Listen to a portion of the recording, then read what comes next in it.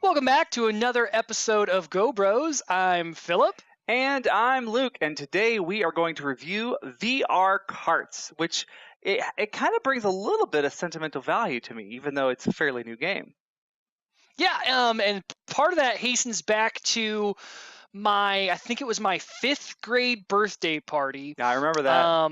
I don't remember whose idea it was, but I invited my entire 5th grade class, and my dad borrowed a projector screen that weighed probably 50 pounds, or a projector that weighed about 50 pounds. This projector had, instead of one lens, it had a red light, a green light, and a blue light. And all three of them, that's how old this projector was. It was massive. It was RGB. That's right.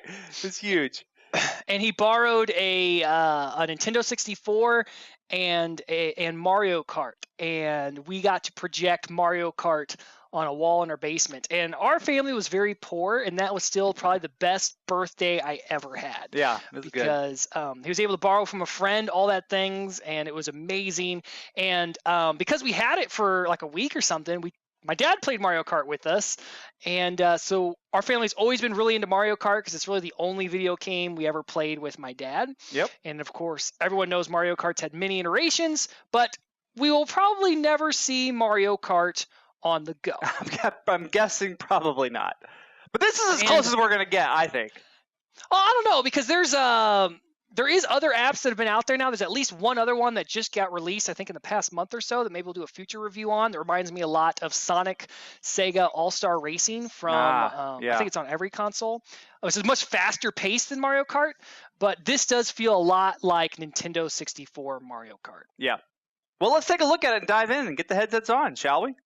Let's do it. All right, as you can see, we have our headsets on, and my first impression is this VR Karts trailer we're sitting in to get ready for a race. Reminds me a lot of the inside of the plane in Rush. That's exactly right. I feel like it's got that same kind of concept. They give you some things to interact with while you're prepping for the game to load and waiting for people.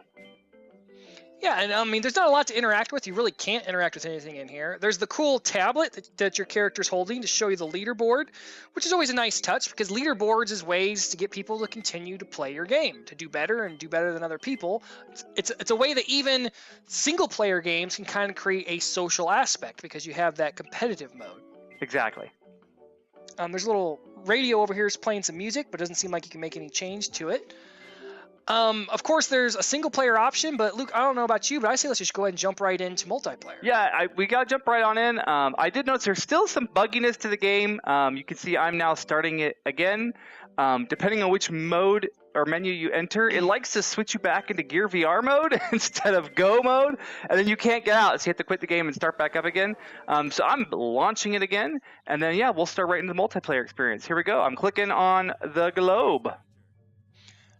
One of the cool things I like about this is the kart perspective. So I'm already in there searching for players.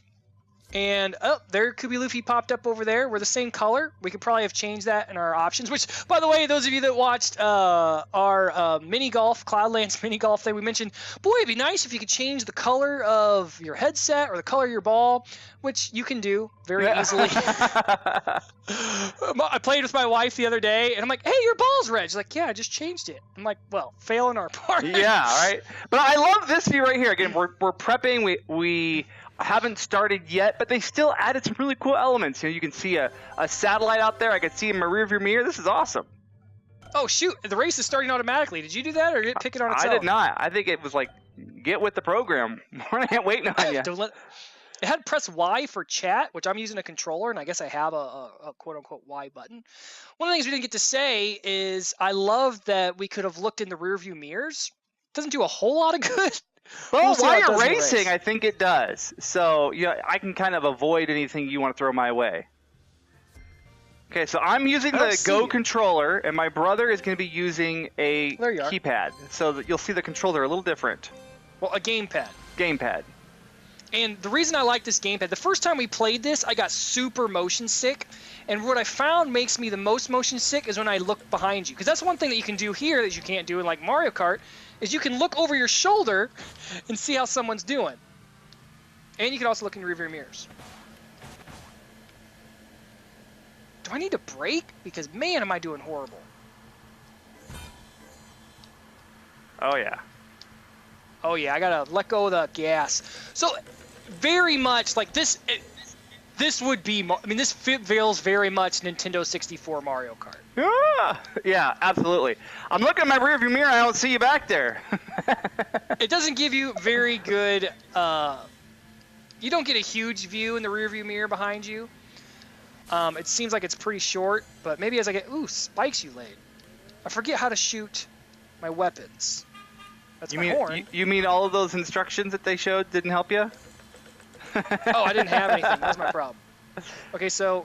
Oh, I see. Someone had a mine. Oh, okay, there we go. The button you would think it would be.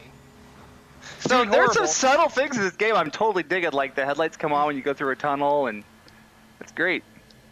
Luke and I have also been talking. We review these apps, and a lot of these apps we review don't have a lot of player base anymore, and we really feel like that they should. And this would be a whole lot more fun if it was more than just Luke and I playing. If this was a full, I don't know how many players could play in this, but if it was a full group of people, this could be really intense. Because right now I don't even see Luke. He's so far ahead. Yeah, I'm looking at my. I think I see someone in my rearview mirror. There he is. Oh, you stopped? Yeah, because I'm that confident that I'm still going to beat you. Enjoy the bees! Oh, no. Okay, that is an interesting view. This is so much fun using a controller. And the Go controller is fine, though. Like, I remember playing it with the Go controller. It was just fine. What are your thoughts of playing with the Go controller? You know, I have always been the oddball when it comes to playing these type of racing games. So remember on Mario Kart Wii, we played that a couple of times, and you remember what my go-to mode was? It was always the wheel. When everybody else is holding the controller like a normal controller in the nunchuck, I was always using the wheel, and I raced well with the wheel. So for me, I like using the Go controller. To me, it does exactly what I need it to do, and I'm totally happy with it. And one thing I've noticed, and especially if there's any viewers out there, that you just got your Go, I had heard that virtual reality sickness, it'll go away. And so that's one of the reasons why there's a lot more Go experiences out there. Like before, people were afraid of doing any real free motion, especially games where you're a person and walking around. It was always teleport. But the more people use virtual reality, it seems like the more that the motion sickness, or the less the motion sickness affects you. Yeah, I would agree. And a lot of that, too, is developers building their apps to use the full capability, like the 72 hertz. Yeah.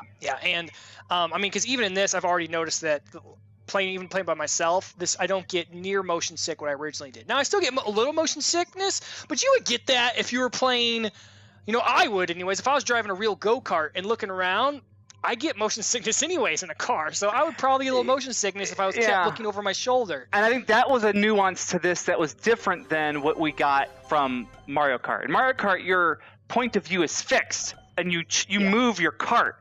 In here, you're moving your cart, but you can also move your point of view.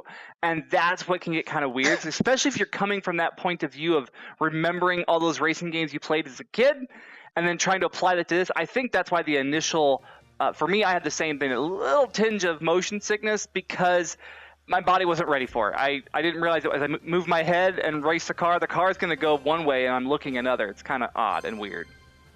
Yeah, so Luke and I have been talking. I started mentioning it a little bit ago. But man, this would be so much fun if you had like 4 buddies all on voice chat and you're looking over your shoulder. Steve, get away. I'm going to hit you with a candy.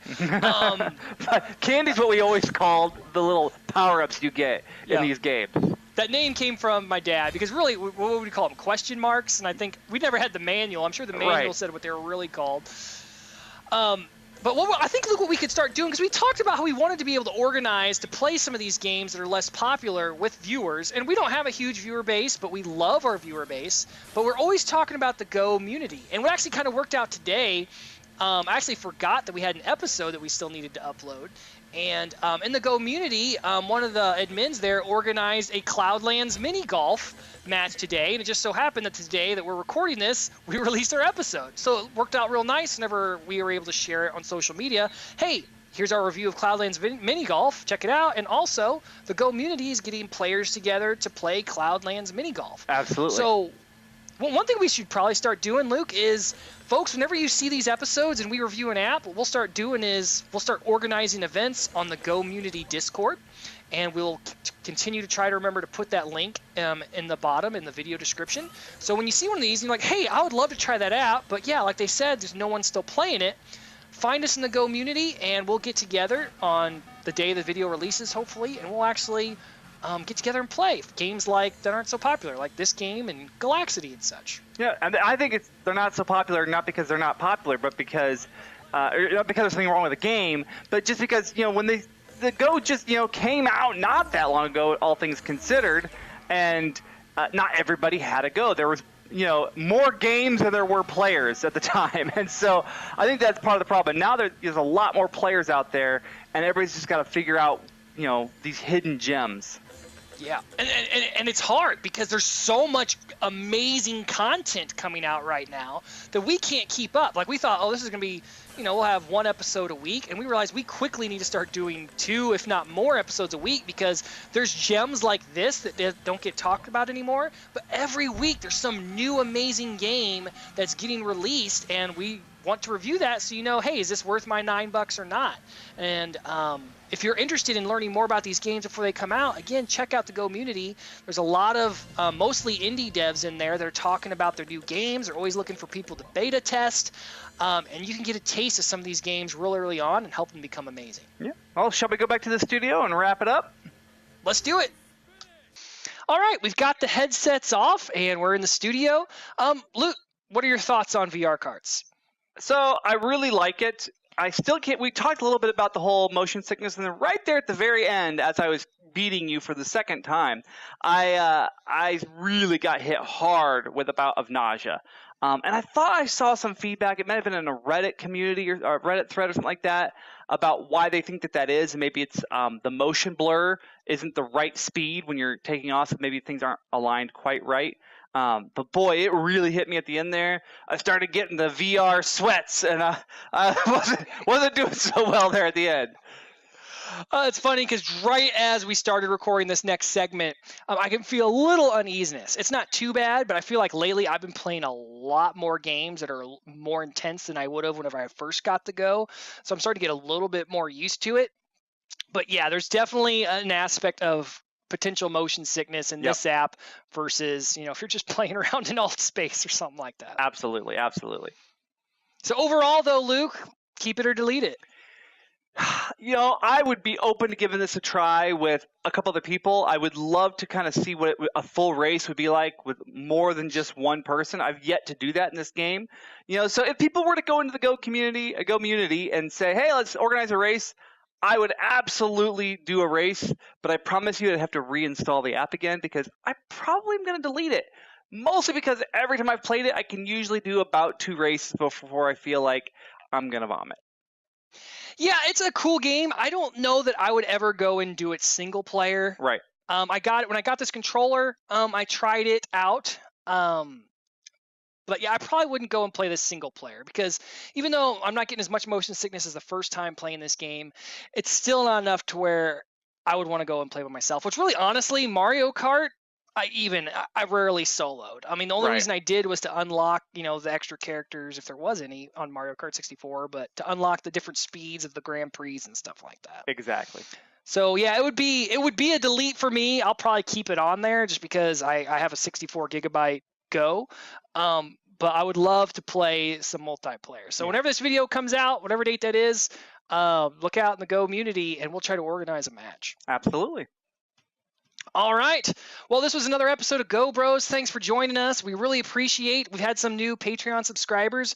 We really appreciate you folks because just capturing the audio for this with us in 2 different locations in a reliable way costs us $10 a month just for that. So that's not covering the time we spend just filming these, and the hours upon hours editing it, as well as just purchasing the apps themselves. We have had some developers reach out and have provided us some keys, so that's helped us a little bit. We'll have some reviews coming out from apps that didn't cost us anything. Thank you, developers out there. Appreciate that.